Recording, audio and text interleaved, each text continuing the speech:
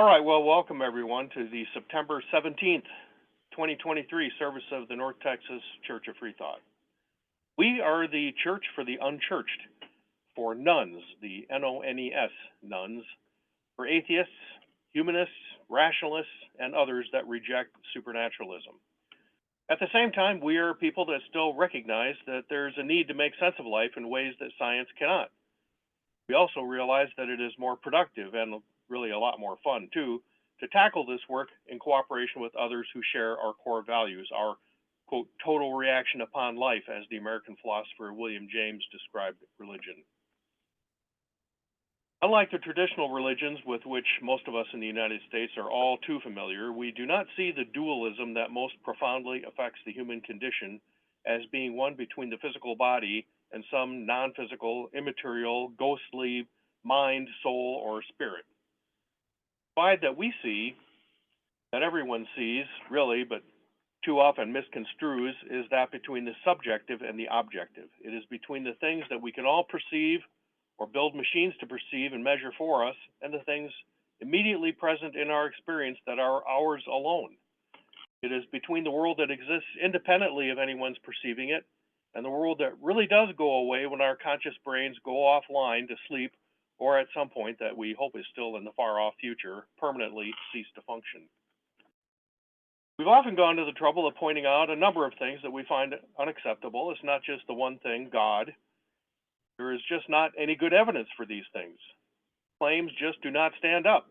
They are inconsistent with facts and even with each other and themselves. They are irrational and, when followed out to their logical consequences, typically incoherent. But Freethought, just like any religious tradition, is not primarily about what it rejects. It is about what it embraces, what it finds important, valuable, and even indispensable. So this is our holy Trinity: facts, reason, and doubt. These are the key elements of our approach to life. This is our worldview. This is what we strive to devote ourselves to. Always comes down to these three things. What they are, what they mean, and their importance for what it is to be human is the essence of our religious views, what we call Freethought. Today, this morning, we will focus on the first of these, facts. Not that any of these three elements are unrelated or can be thought of as entirely separate. They are inextricably linked. There are three aspects of the same organizing principle that feed back and interact with each other. Perhaps this is a better schematic, less suggestive of there being a hierarchy, or perhaps this is better, where we can plausibly say that facts, especially the facts of our immediate sense experience, are the bedrock of our understanding. They are the substrate of our existence, the beginning of how we try to make sense of reality, both the subjective and the objective reality that is the human condition. Without our perceptions, without the facts we discover from experience, there is no reason and nothing to doubt. But as we will see, the way our perceptions work, the principles that organize our powers of perception, enter into what we perceive and what we take to be the basic facts of reality. At the same time, our perceptions are fallible. Our senses make mistakes at times. The neural processing that begins at the moment that our external environment impinges on our sense organs is such that systematic errors of perception are introduced. And this is because the process of evolution has given us senses that are not best adapted to our perceiving reality accurately or quote unquote as it really is. Rather, they are best adapted to our surviving. Likewise, and for the same reasons, we naturally and sometimes deliberately, though there may be a fine line between what is automatic and what is deliberate, we often attend to some perceptions at the expense of others. Sometimes the whole process simply goes awry. For these and related reasons, there is reason to doubt, to some extent, even the most basic facts of our everyday experience. You see how that works? Nevertheless, we acquire reason. Reason arises from the facts of experience. If you put two things together with two things, whether the things are apples, elephants, or something else, you get four things. But this is not because mathematically 2 plus 2 equals 4. Rather, it's the other way around. We get the ideas of mathematics and its principles from the evidence of our senses. Logic doesn't just fall out of the sky to help us make sense of facts. Rather, reason, we can use the term interchangeably with logic for now, is an abstraction from large aggregates of the experiences of many people over vast stretches of space and time. And rarely, hardly ever really, but not never, The principles of logic have to give way to evidence. No one has ever, so far at least, perceived a square circle, but quantum mechanics has taught us about tiny bits of matter and energy that are both waves and particles. How can that be? Not only that, but the regularities of objective reality also at times give way to randomness, things happening for no reason and without cause. Even Albert Einstein could not get his head around that. Einstein was often, and still is, faulted for his doubts, but he shouldn't be. Doubt is and should always remain lurking in the background. For how can we discard ideas and replace them with better ones if we do not first doubt our ideas? How can we realize that we were mistaken about the facts unless we first doubt what we had always taken to be the facts? Yet it's hard to find much of anything, famous quotes or memes, for example, in praise of doubt. Usually doubt is disparaged and derided as an obstacle to achievement and success. Favorite book of most American God believers, doubt is portrayed as a terrible thing, a vice that is close to being a crime. As we know, openly expressed doubts about the teachings of the Christian church were certainly treated as crimes in most of Europe for a very long time. For doubt undermines the great biblical virtue of faith, belief in the absence of facts and reason. And without faith, there is no salvation and no eternal life, according to Christian doctrine. This is an artistic representation of the doubting Thomas character in the Gospel of John. And while not exactly a bad guy, Thomas is admonished for having doubts and told, quote, "Blessed are they that have not seen and yet have believed," unquote. Can there be any doubt that this idea has been a corrupting influence on our culture and society ever since? By the way, the Quran does not have good things to say about doubt and doubters either. There is so much more that can be said about this holy trinity of freethought, and we'll continue to do that, but both religious thinkers and philosophers, too, have had much to say on these subjects. Facts and reason especially have held center stage. After the suppression of doubt in the Middle Ages, it was the 17th century French philosopher René Descartes who put doubt back on the map. Descartes, who considered himself a devout Catholic, employed a method of doubt, quote unquote, stopping only at the realization that he could not doubt his own existence, the famous cogito, I think, therefore I am. Well, religion and philosophy have always been interconnected. Socrates was famously executed in Athens in 399 BCE for the crime of impiety, irreverence towards and disrespect for the divine. Hundreds of years later, the influence of Greek culture and philosophy on Judaism is commonly believed to have given rise to Christianity. Indeed, we may wonder how and why in the West religion and philosophy diverged as they did.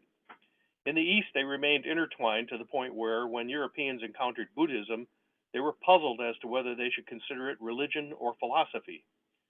Still a problem of categorization, how you put things into these boxes, but because of this, we'll have to look at some things said by philosophers about facts, which is what we'll try to focus on today.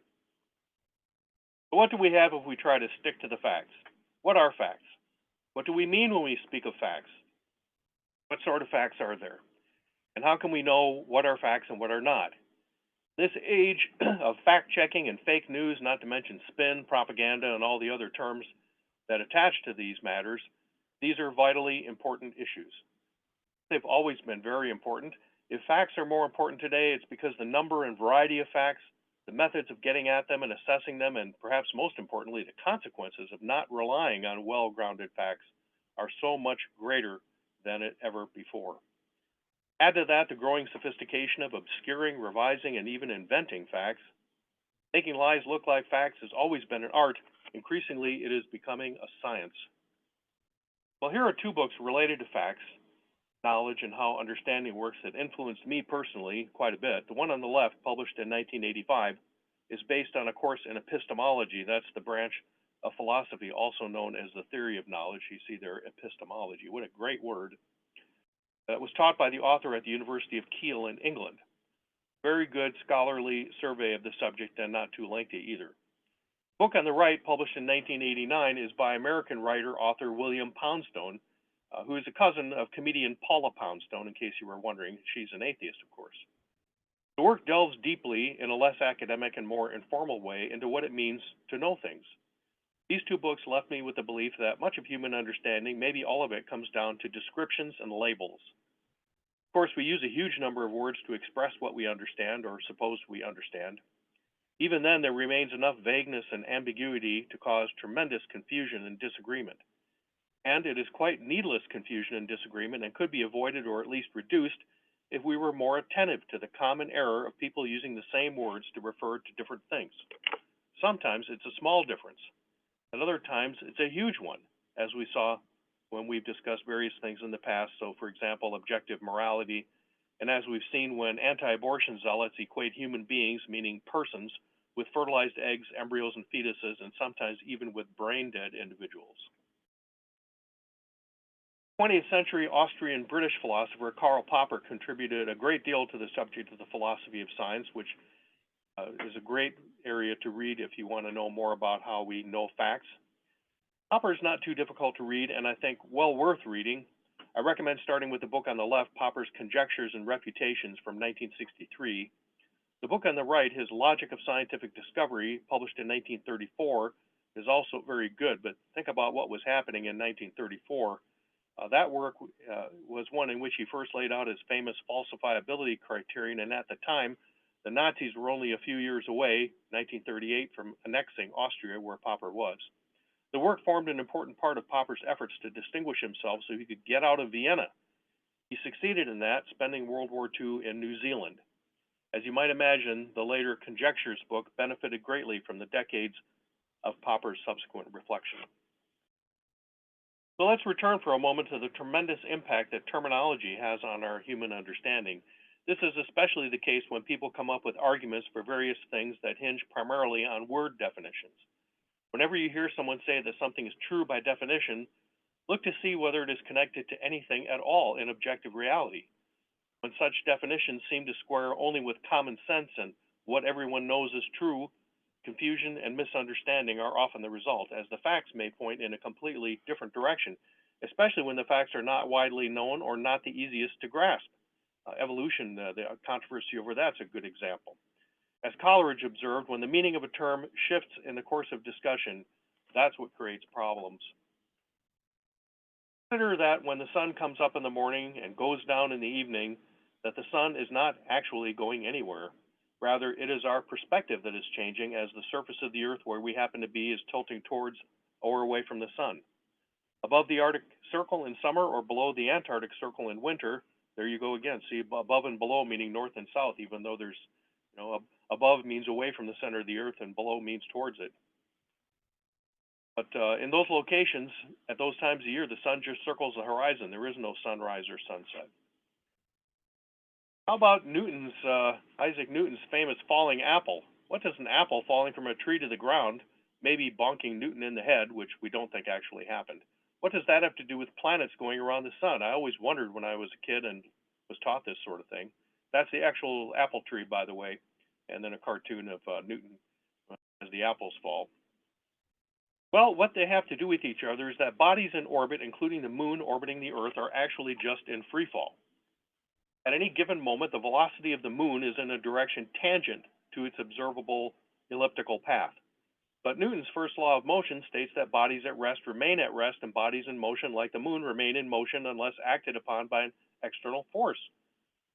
So for the moon, the external force that's changing its direction is mostly the force of Earth's gravity, or if you prefer Einstein, the curvature of space in the vicinity of Earth.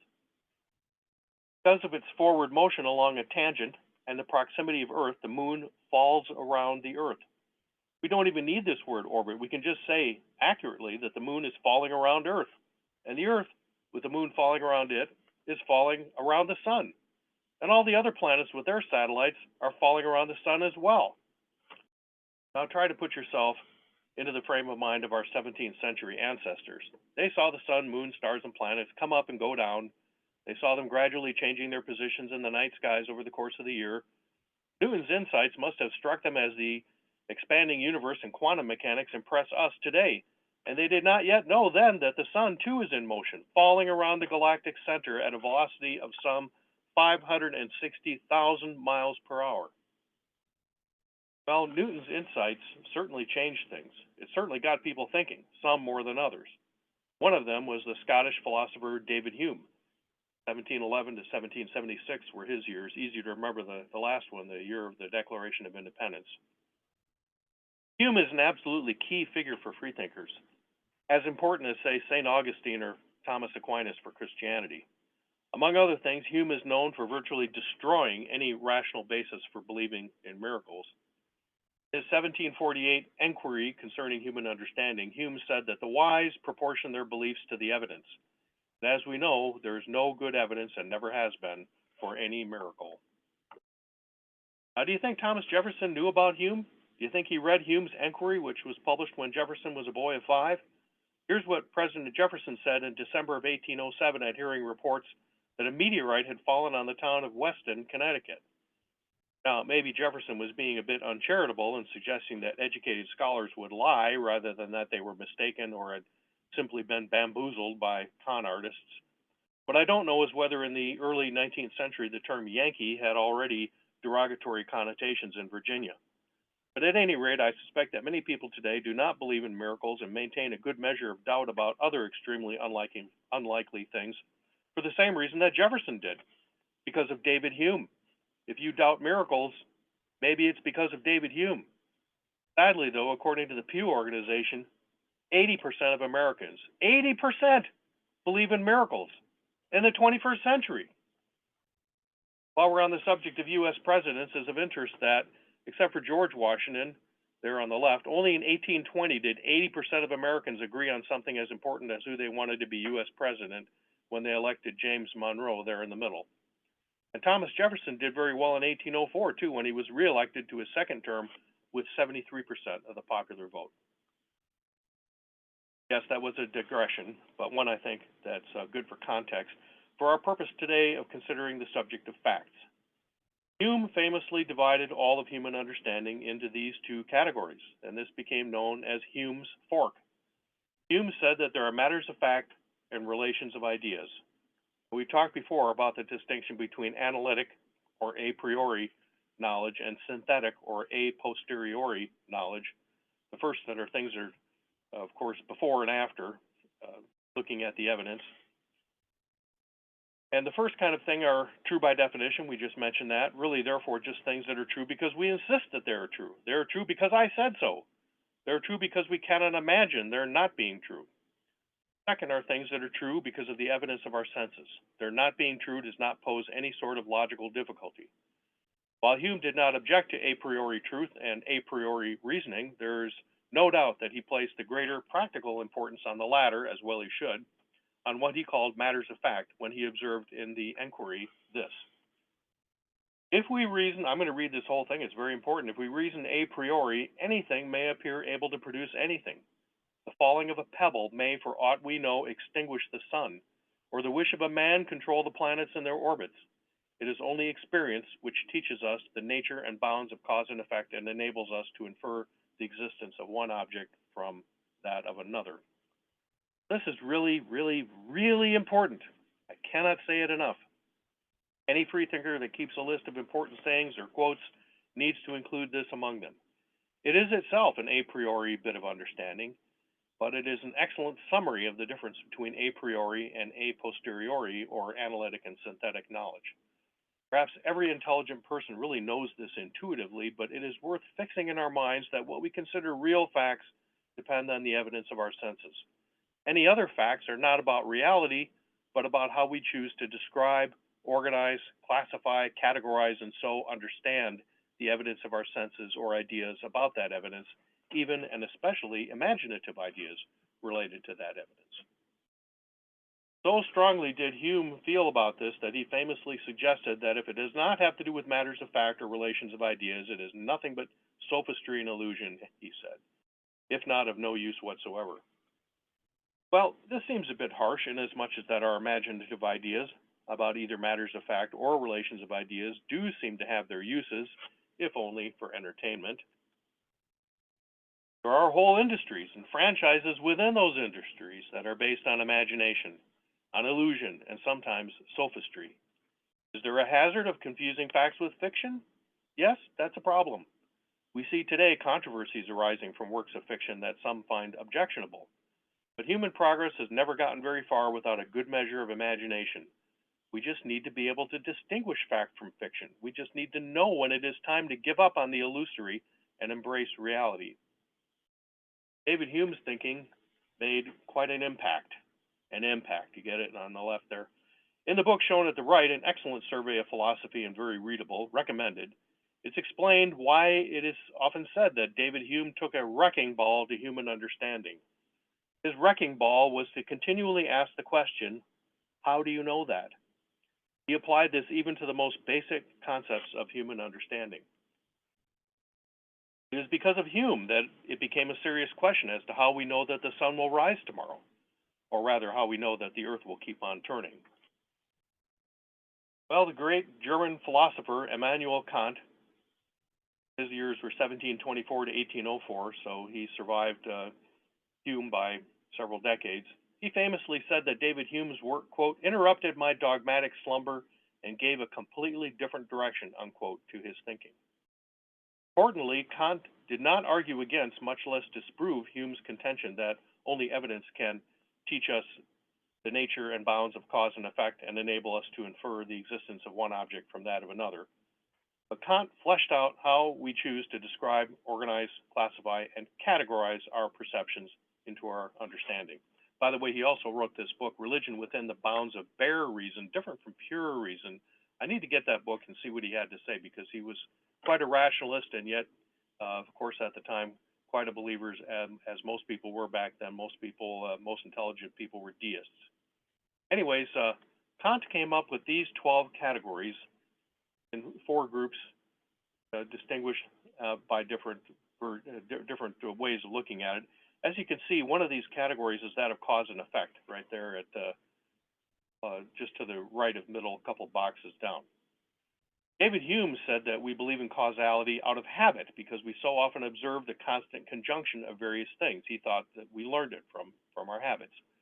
We observe that flames burn, for example, and that cloudy weather often brings rain, and so on. And so we call one the cause and the other the effect. Professional philosophers have studied and critiqued this extensively. But for our purposes today, we need to only recognize that while this is an artificial construct, Kant made it up, of course, it's not necessarily arbitrary. Kant argued that these categories are actually hardwired into our minds. We, our minds, impose these categories of understanding on the sense data coming in to form our beliefs and ideas. Kant also realized that because of this, we cannot know the world as it really is in itself. For that world of noumena, he called it, whatever it is, lies beyond a veil of perception that is transformed by our sense organs and then our minds into our experience of phenomena. It is only that which we can understand. Indeed, we cannot understand in any other way, and this should put us in mind of Plato's allegory of the cave, where what we observe there on the right are just shadows of what's going on behind us. Kant is sometimes represented as having been in opposition to or contradicting Hume, but a better interpretation is that Kant fleshed out and expanded on Hume. Indeed, if Hume took a wrecking ball to human understanding, Kant's analysis was that what Hume was taking a wrecking to was even less solid and perhaps more fragile than anyone had ever thought. Kant showed that this meant that we can never know how things really are, but only how they appear to be. So what then are facts? What is human knowledge? As Hume said, what we can know are matters of fact and relations of ideas. And, as Kant said, both of these are grounded in and filtered through the way our minds work. Kant was onto more than he may have realized. This is a schematic of the retina of the eye based on work done by Santiago Ramon y Cabal and Camillo Golgi nearly 100 years after Kant's death. It shows that processing of the images projected on the retina of the eye actually begins in the retina before we see anything. This processing, again before we see anything, continues in the visual cortex in our brain. Our sense perceptions really do involve the imposition of a scheme of sense-making, a kind of logic, before we ever get a chance to consider our sense feed rationally. And that scheme of sense-making, remember, came about through the process of evolution by natural selection. Why? Remember, to maximize our chances of survival, not to give us the most accurate and unbiased impression of the world of external or internal information about our own bodies, reality as it is in itself. It's even worse than that. That is, it's worse than if you were wanting and expecting that the way we perceive and know things is unaffected by, uncontaminated by the messy process of biological mechanisms, both of the Rube Goldberg-like character of our physical bodies and brains and the relentless necessities of evolution. None of that, of course, should affect our courageous efforts to think and behave as if we can really make sense of the situation that we human beings find ourselves in. We have no other choice.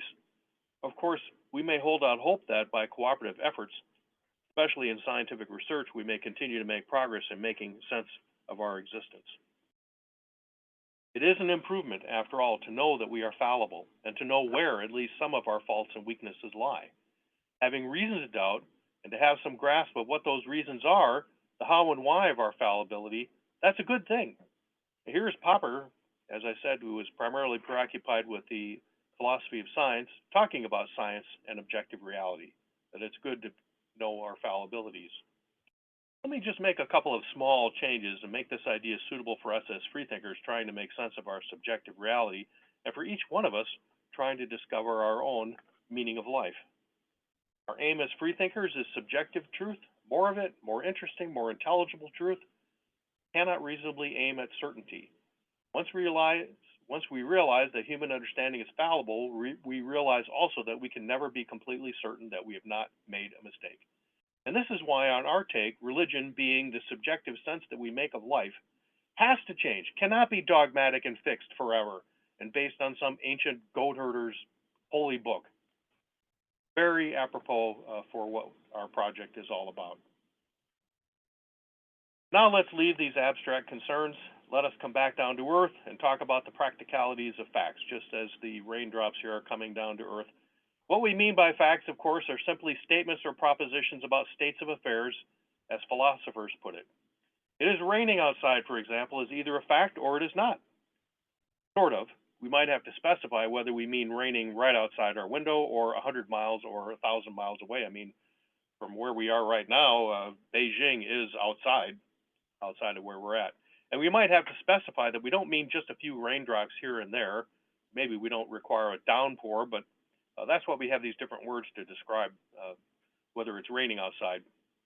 Still, language, as we've often observed, involves many uncertainties and ambiguities. How might we know whether it's raining outside? Well, we may look for ourselves, or we may ask someone else to look, or we could check a weather report of some kind.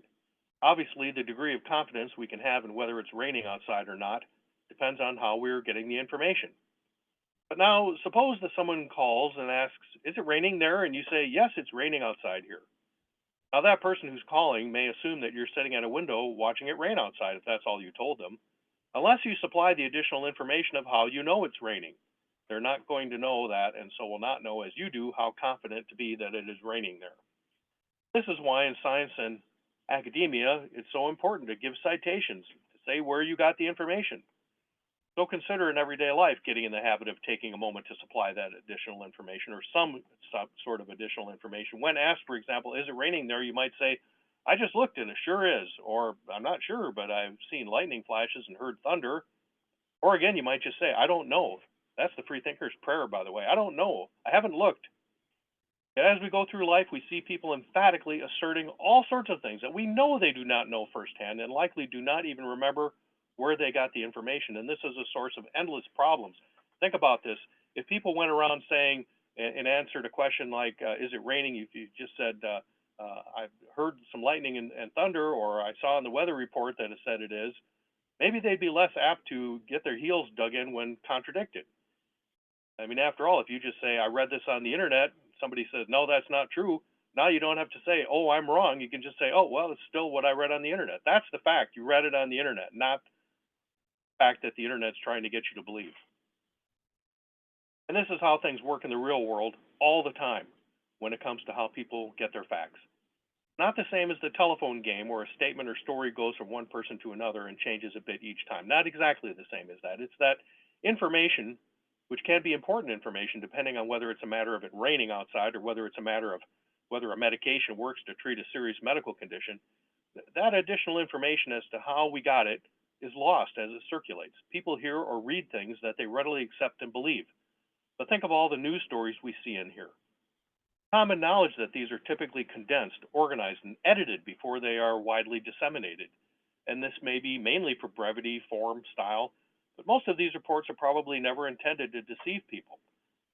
Yet, inasmuch as they are intended to attract and hold attention, often by including emotional content and we know the emotions that pack the most punch are often the unpleasant ones, the result may very well be some degree of deception. We know that anything less than the whole truth, or even the whole truth seasoned with an agenda, which might be a completely innocent agenda, as it is said, that that's not the truth. David Hume was well aware of the many pitfalls in assessing the truth of matters of fact. This summarizes it very well, maybe too well, inasmuch as that little passage, all imaginable degrees of assurance, is a lot. Being there and seeing for ourselves, though it may not be infallible, is the highest certainty. In other cases, the source must be considered, and this involves many considerations. Perhaps the most basic and possibly the most important consideration is, why is the alleged matter of fact being presented to you in the circumstances that it is? Then other questions may be asked. Has the source been known to be truthful in the past? Is there reason to believe that the source is competent? Is the source in a better position than we are to make the claim? Is the source motivated to get us to believe what they are saying?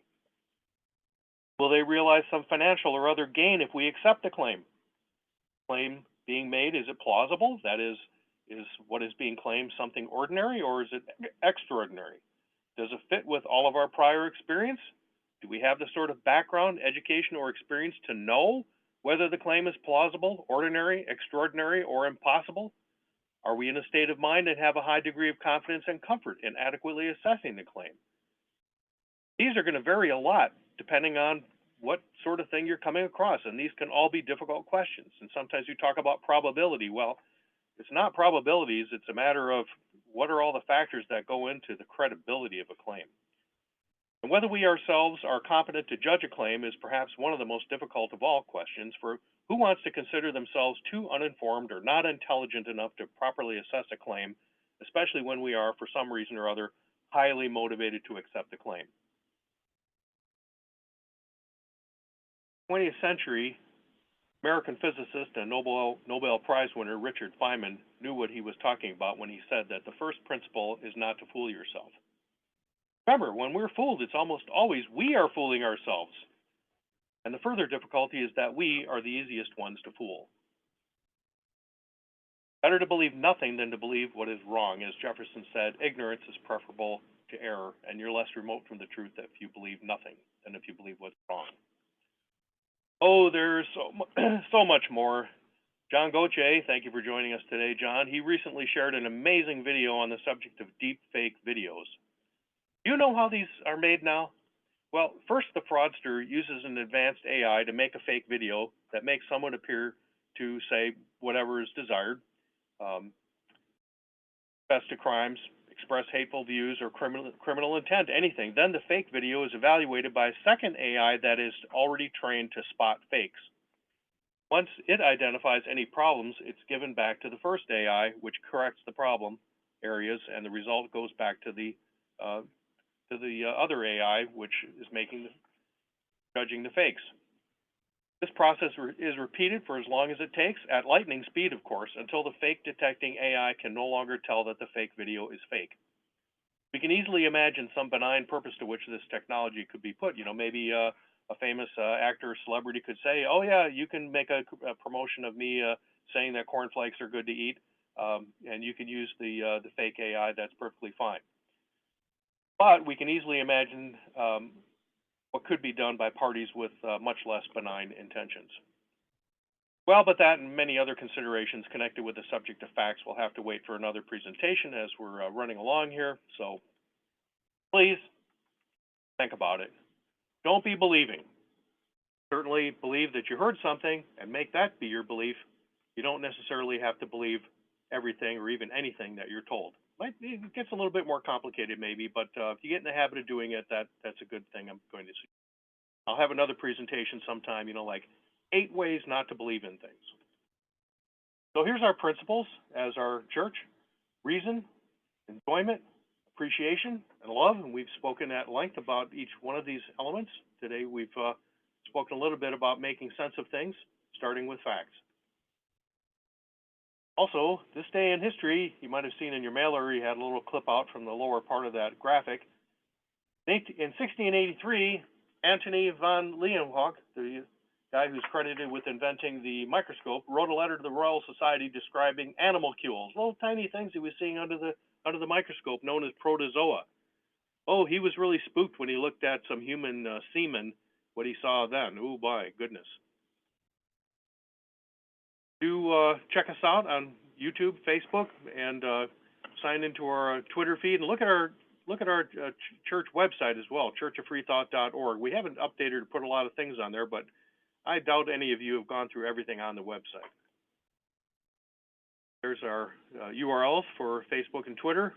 And remember that your church depends on your continued support. Be involved with our church. If there's something you think we should do, why, go ahead and let's do it. Don't just say to us, do it. If you want to go see a movie or have a special something or other, do it, and we'll put our imprimatur behind it, and we'd all be interested in participating.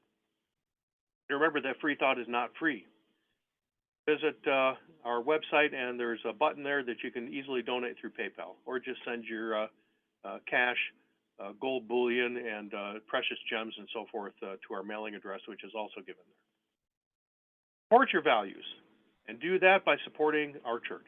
It's your church, because we really can do together what none of us can do on our own. Join us in promoting facts and reason and celebrating doubt. There it is, our Holy Trinity. We've been saying it for years. Demonstrate your commitment and be the future you wish to see. Light the candle that you want to see. Now, don't just curse the darkness. Thank you very much, and good morning. Elias Facet, our Latin slogan, you all have to have that, which means do better. With that, we'll move on to question and answer discussion. I'm very interested to hear what you all think about what I've presented today. Thank you again.